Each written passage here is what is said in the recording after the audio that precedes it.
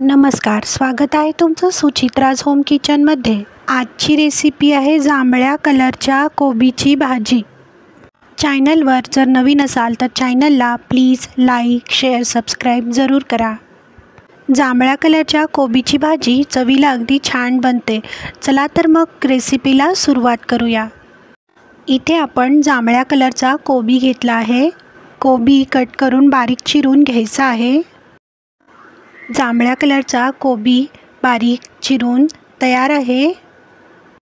इथे आपण कोबी पाण्यात घालून स्वच्छ धुवून घेतला आहे। गॅसची फ्लेम ऑन करून गॅसवर एक कढई ठेवली आहे। कढईमध्ये एक पळी तेल टाकले आहे।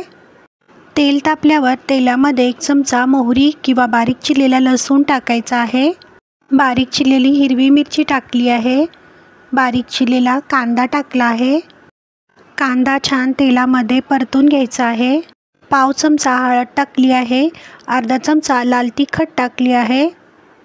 अर्धा चमचा धने पावडर टाकली आहे। बारीक चिरून घेतलेला टोमॅटो टाकला आहे। चवीनुसार मीठ टाकायचे आहे। सर्व साहित्य तेलामध्ये छानसे परतून घ्यायचे आहे। मसाले करपू नये म्हणून थोडे पाणी टाकले आहे। सर्व मसाले 1 ते 2 मिनिटं छानसे शिजवून घ्यायचे आहे। स्वच्छ धुवून घेतलेला कोबी टाकायचा आहे। कोबी छान तेलामध्ये परतून घ्यायचा आहे। झाकण लावून कोबीची भाजी छानशी शिजवून घ्यायची आहे। मंद आचेवर कोबी 1 ते 2 मिनिटं छानसा शिजवून घ्यायचा आहे। इथे तुम्ही पाहू शकता कोबी छानसा शिजला आहे। खाण्यासाठी तयार आहे जांभळ्या कलरच्या कोबीची भाजी।